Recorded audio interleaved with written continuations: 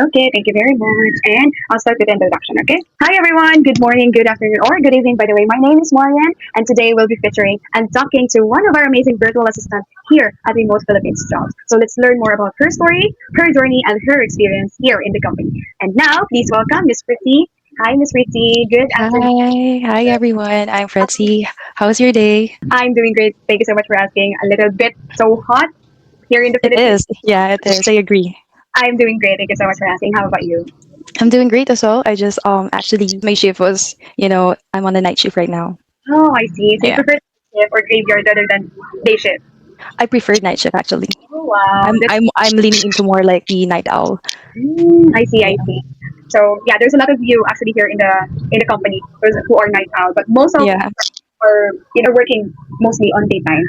So hmm okay. So before we start, Miss, can you please introduce yourself first to our I once again I'm Fretzy. So my background before is actually in marketing and real estate. So I worked as a senior sales and marketing project officer on my last work. So at the same time, I also work on content creation, like social media management, which made me realize I really enjoy like the creative and online side of work. So honestly, one thing about me is I learn fast, and even when I don't know something yet, you know, I'll figure it out quickly. So I'm also used like to pressure because my previous work like involved deadlines, clients, and multitasking almost every day. So outside of work, I'm very creative also. So I like doing, I like improving, learning new systems, and then like, the basic hobbies like family banding, and wow, that's that's it. kind of person that I like really. I think the creative one because I'm not really that creative. But yeah, is this your first time working remotely? But I think it's not, right? This is not your first time working remotely. Mm, when I was in college, I used to have like the project-based task work online, but like the full-time work, I didn't have the time to do that. But when I graduated, I applied into like the physical job. So I have like the work office from like day shift, and then I shifted this year. Actually, this year I just shifted this year with the VA industry, and yeah, so far it's great. We're doing Wow, great. congratulations for taking the risk. It's really not Yeah. easy, right? Take the risk from uh, Mhm. corporate to VA, especially that you don't have like any what do you call this backup plan, something Yeah. like that. It's really not Mhm. easy. And I really love those people who really see like every learnings or they really see every day like or like learning is a lifelong process. Parang ganon. So just Indeed, yeah. really love that kind of person. Okay, thank you so much for that very wonderful introduction, Miss Ritzy. Okay, so to start, Miss, I just want to ask in regards, or this question is in regards with real feeling questions. So my Mhm. first question to you would be, what was your honest reaction when you first got accepted here at RPJ? Well, honestly, it was really like in general before. So in general, so honestly, before getting into this industry, you thought VA work was just simple admin tasks like replying to emails all day. But once you're actually inside it, you realize it's a lot more than that. Like there are like marketing or advertisements that will lead you into something that, oh, if you want to have work and they do just like this, do this, you can do this for a whole day and then earn like this one. So it's not really about like that. But once you're actually inside it, you realize it's a lot more than that. So clients don't just hire for your skills, they hire you because they want one that's reliable, proactive, and easy to work with. And a lot of people focus too much on trying to like, sound perfect, but communication and consistency, honestly, matter more. So when I first got hired and when I first heard about our agency, of course, I genuinely appreciate about the company is the environment since, this is remote work, communication and support really matter. And honestly, the people are very easy to work with, especially in the process, in the hiring process. Yeah, I never felt like I was completely left alone to figure everything out by myself. So the support system is fast, and whenever there are questions or concerns about the timeline, about everything that we're required to do like that, so the support system is fast. And whenever like there are questions, people are approachable and willing to help instead of like making you feel intimidated. Yeah. I agree with you, Miss Ritzy. Actually, that's really the one that really stood out to me here in the company. Is really the people. The Yeah, work hindi nababayaran talaga yung mga tao dito. Like I parang ganun, agree. they're really easy to be with, they're really approachable. Because I believe so, parang naging ganito rin siguro yung mga VAs. It's because of our bosses. Because Mm-hmm. our bosses has to reach Yeah, out. So that's why, parang na-inherit na siguro agree. natin yung wala tayong right Mm-hmm. na maging strict or hindi mag-reply Ganon. with other Yeah. VAs. Our bosses are really easy to reach out lang din. So parang na-inherit siya with the team or with our colleagues. And I Yeah, also, yeah, just go on. yeah, and the work environment feels, of course, when you're working like remotely. So all you have like is the laptop and the device. Diba? Parang ang hirap kasi na wala kang socializing more likely every day because of the industry that we're in right now. but the work environment feels more human and collaborative instead of like overly strict or toxic. So it makes the people easier to grow, to communicate openly also, and actually enjoy the work that we're doing. Yeah, kasi nga for me, a good company isn't just about like the task or salary. So it's also about the culture and the people you work with every day. Yun talaga yung magpapastay. And that's something I can honestly say that stood out to me here. So I agree, and RPG was able to provide if ever whatever we are like looking for a Mhm. work to sa RPJ. Like, they're really the good environment, they're very kind boss, ganon. So, parang our skill, meron tayong motivation every day to work for, Yeah, na ipakita agree. talaga our capabilities. It's because for a moment.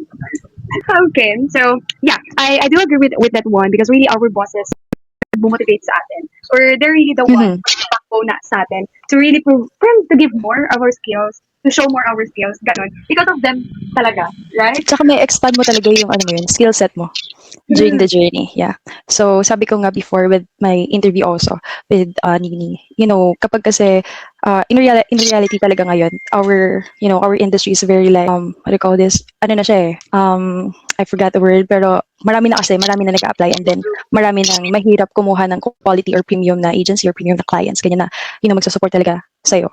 Yung parang overly corporate or robotic na yung ginagawa nila. But sa atin kasi right now sa agency natin, what's good with us is, you can grow long term. Yeah, basta, it's not bad naman to be skeptical with, with being applying online. But, if you, ano kasi kapag give in ka naman, if you try, it's not bad to be skeptical about it. But if you try, maybe yun na paling good opportunity na lumapit para sa'yo, right? Just like us, di ba? Parang naging skeptical din naman tayo in the first place while applying. Pero look at us right now, di ba? Yeah, upon starting to work, like, to talk with real people, ganun, Mhm. I just say, that, okay, this is legit. I can say that this is legit. And the people here, parang yung masasabi ko talaga, kung meron manghilahan dito, pataas talaga lahat. Ganun. Agree. Right? So, yun nga, parang hirap iwanan ang RPJ. It's because of the people talaga. It's because of the Mhm. people. So, yun din yung parang, na-shock ako. Because I've been in this industry for like 3 years already.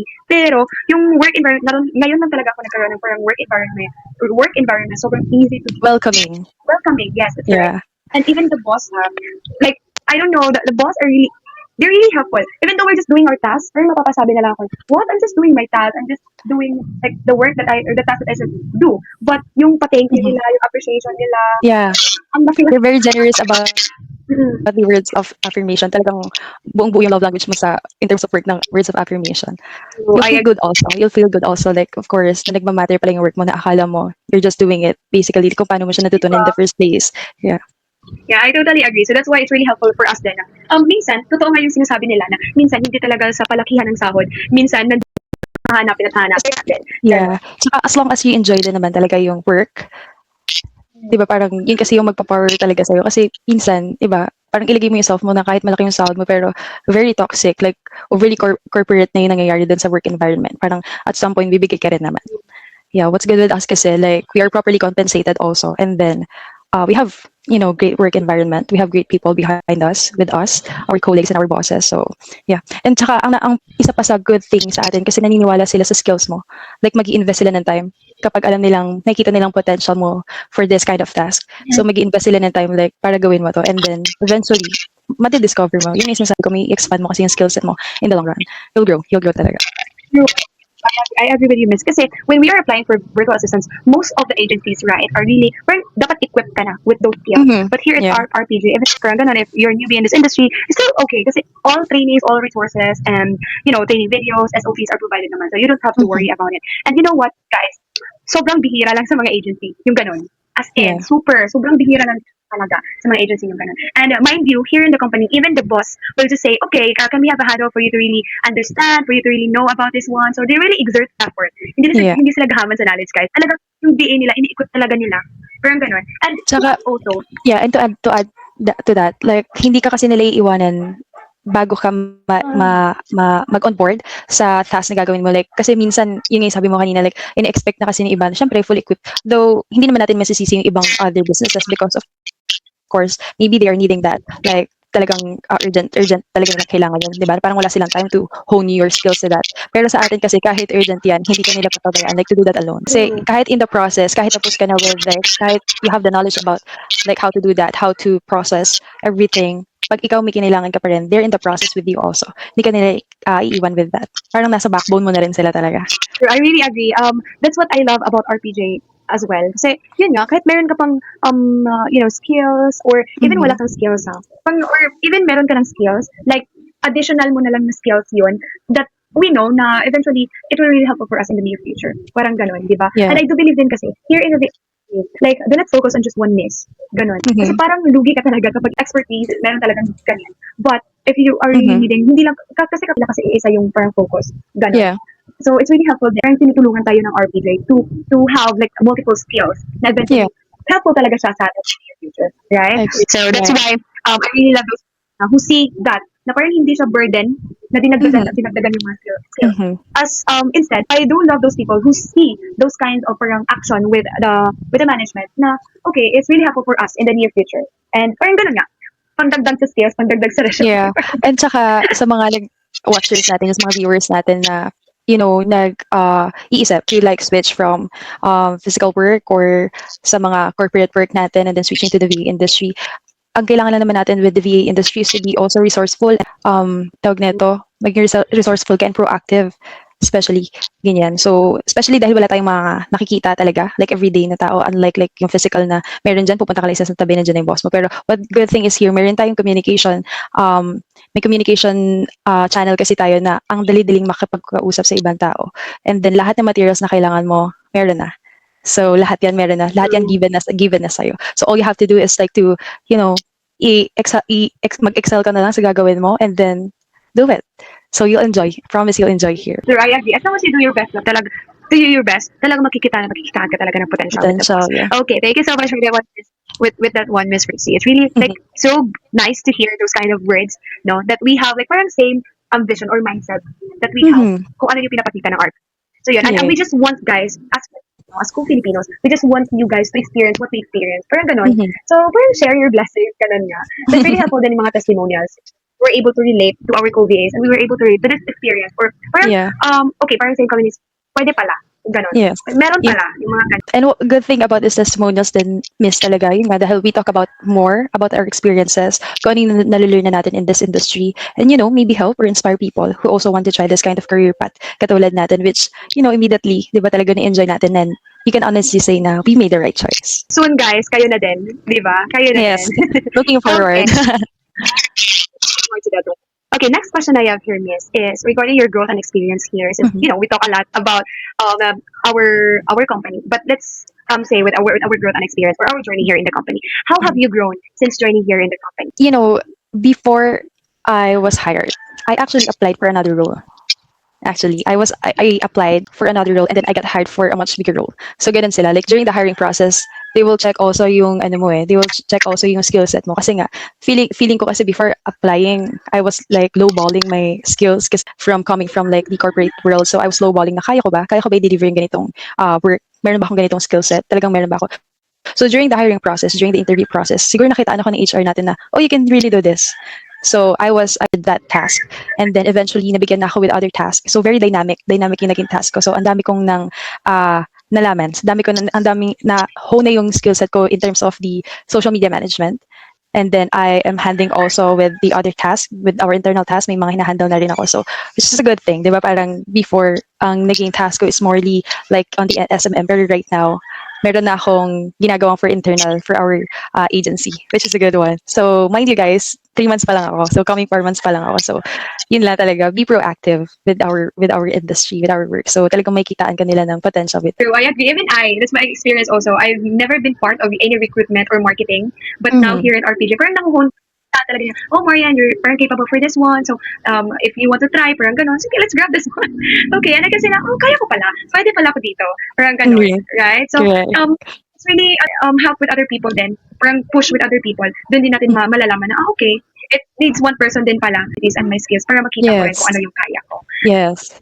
Right? Which is a good thing. Yun talaga yung sobrang parang na-attract din ako kasi they saw yung potential for your growth. So, di ba, parang minsan kasi tayo nilolowball na lang natin yung sarili natin in terms of that eh. Minsan akala natin parang on how flexible and modernized na yung nangyayari. Parang ikaw, akala mo hindi ka makakasabay. At sometimes, especially pag nandun ka sa hiring process pa lang, talagang kabado ka pa eh. Especially pag fast-paced talaga yung industry na papasukan mo. Pero, which is a good thing na yung HR natin and the bosses are they really can see your potential for like kung ano yung kaya mo pang gawin. Like you really can expand your skill set with our company True, I agree. Talagang nilolowball natin yung sarili natin minsan. Lalo at na some point. kung meron tayong experience, palagi tayong parang nade-decline or nare-reject sa mga applications natin. So, yun. That's why here in the company, guys, hindi talaga siya parang maki-question yung sarili mo. It's because even no work experience or even you just graduated or even student, Mhm. talagang hinahire ni RPJ. Yes. Basta nakikitaan lang talaga nila ng parang okay, pwede to. Pwede pa tong i-train, ganun. Pwede pa tong ihon. Maganda talaga ang RPJ for if you're looking for like training ground, but Mhm. not just a training ground, but for in long term also. Yeah, Pwede talaga ang RPJ, guys. Continue RPJ talaga. That's what we can ano lang agree. talaga. We can share suggestions. So, yeah. So, next question I have here, Miss, is what's been your proudest moment working here so far for Oh your no, like I have almost a four lot. months?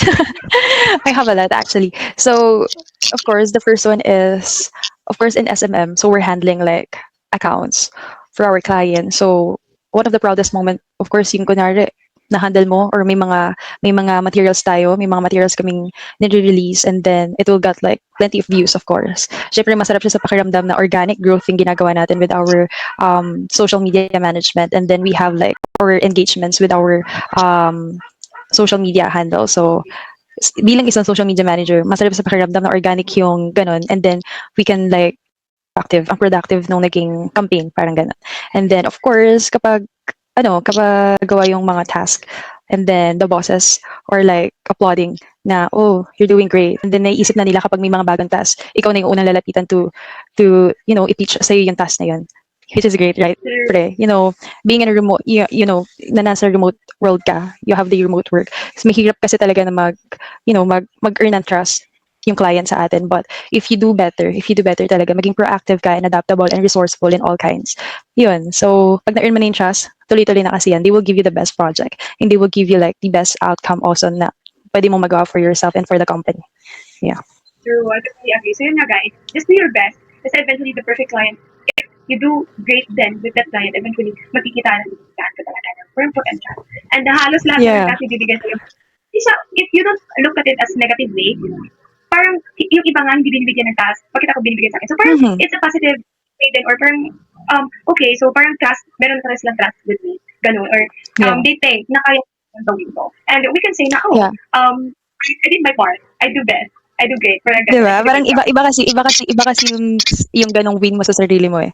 Like, pag may mga bagong task na makikita ka, sa'yo ibibigay parang, wow, nauna ka nilang naisip to do that. Para gawin yung task na yun, nauna ka nilang isipin. Parang, that's different. It hits different when, in terms of like, doing the remote work din naman. So, yun yung sabi ko kanina, during applying or hiring process, ka, of course, you'll lowball yourself. Pero, during that process, may kita mo naman na you deserve more. Maybe that's why you felt like nalalowball mo yung sarili mo. Sabi mo nga, just because of the like a rejection that you've experienced, ganyan. Malay mo naman, redirection pala, di ba? Malay mo I kaya ka agree. pala nare-reject. Nare-reject is to lead you into something better pa. So, yeah, I believe so. Meron talagang ganun, guys. We just see it as Mhm. positive way rather than as negative Yeah. way. Okay, so thank you so Yeah. much for that one, Miss Tracy. So in regards with, the hiring process here, as you've already mentioned, sabi nga natin, okay, the company is good, the bosses are really kind, they're really generous, ganyan. Pero, meron sigurong magtatanong na, okay, ganun nga, pero how about the hiring process? Baka sobrang hirap naman makapasok dyan.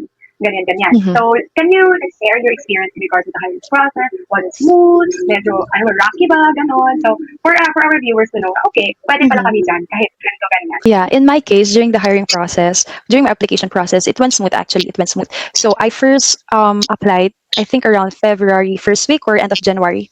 So I applied through OLJ. I applied through OLJ and then I got message like 3 days after my application, and then it went from there. And then I got hired third week of the month of February also. So, Yeah, madali. February. So I got hired also. Madali yung process. As long as, of course, as long as you're willing, as long as you're, parang adaptable ka. Kasi minsan kasi kapag ganyan, during the hiring process, may mga time na hindi ka pwede for meetings, hindi ka pwede for ganito. So, ang ginawa ko, like, I allotted that time kapag may mga meetings kami with the HR or may mga onboarding process.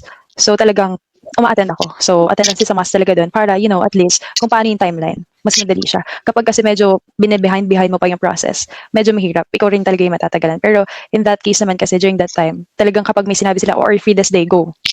Ganun siya. Kung ano yung earliest, sige, go. You know? Talaga, really. Yeah, willingness na, Mhm. parang ano lang talaga, gawin mo lang talaga yung lahat, yung best mo. Yeah. Pakita mo lang talaga yung best. Okay. And then during the interview process also, they can see you naman if you're genuine about the work na gusto mo applyan or the position that you want to work. Yan. So, pag nakita nila yan during the hiring process, alam na nila agad yan. So, ganun kagaling ang HR natin, guys. Alam na nila kung ano yung potential na ibibigay sa'yo na task, Wow. ano yung potential pa sa'yo na, kasi katulad ko, nag-apply nga ako, yun yung funny kwento, miss, kasi nag-apply ako like, for ibang position. And then, they brought me medyo mas malaki pa na position other than what I am applying for. Kasi nga, beforehand, I was lowballing myself. And then, during the hiring process, interview process, nakita nila na, you have the potential to do this, to do that. So, madali. It went smooth for me. It went smooth. And I think for the other VAs too, colleagues natin, it went well to them also. With me, it's really smooth then. That's all I Yeah. can say then. Like, guys will have like a smooth process then with the hiring and becoming or here at RPJ. Or we don't say not Yeah. teammate. We say like our calling parang family talaga here at RPJ. Family talaga. Okay. Yeah. So my last two questions is what's one word that best describes your experience here and why? Napaisip ako. Parang ang dami pumasok na adjective sa isip napaisip ako eh. Parang sa akin kasi parang ayoko ng medyo mababaw na adjective yung one word na ibigay ko. Parang hindi siya mabibigyan ng justice pag ganun lang yung sinabi ko. Na isang parang ang common kapag sinabi mong wonderful. No. Sige, growth na lang, growth. Growth na lang siya. Yeah. For on both ways siya. Growth para sa'yo as the employee and of course for the RPJ. Pares na growth yun kasi it comes both ways. Kapag ikaw kasi like you're growing also as an employee, of course, the company is growing also with you. Ganun siya. Yes, I totally agree with the help with you. Yeah. Parang ganun. So, it Yeah. really affects Yeah, both it ways. goes both ways kasi collaborative siya eh. Kasi hindi ka mag-grow kung hindi ka rin hinahayaan mag-grow ng company. So, but when you're of course, the company is growing also. Yes, I totally agree with that one. It's really beautiful growth kasi it affects both ways. Ganun. So, Yeah, natutulungan. Parang goes both win-win. ways. Yeah, very collaborative, right? Yes, totally agree with that one. Okay, my last question to you, Miss, would you recommend this experience to someone else? Why or why not? And what would you say to Yeah. someone who's thinking of leaving the company? Yes, 100%, of course, 100%. So, yun nga, as I've said earlier then, no? So, you can be skeptical in general. You can be skeptical with all the work, with all, kung saan ka nag-a-apply, ganyan. Pero, you have to try also. You have to try. So, you can check naman. Of course, you'll trust yourself. You trust your gut din naman. Of course, you'll do your research also. And then, yeah, maybe redirection lang din siya. Katulad na nangyari sa akin. So, it was a good redirection. And look at us now. Ang ganda ng naging RPJ. Of course, and ayun, my advice is, be resourceful, be proactive.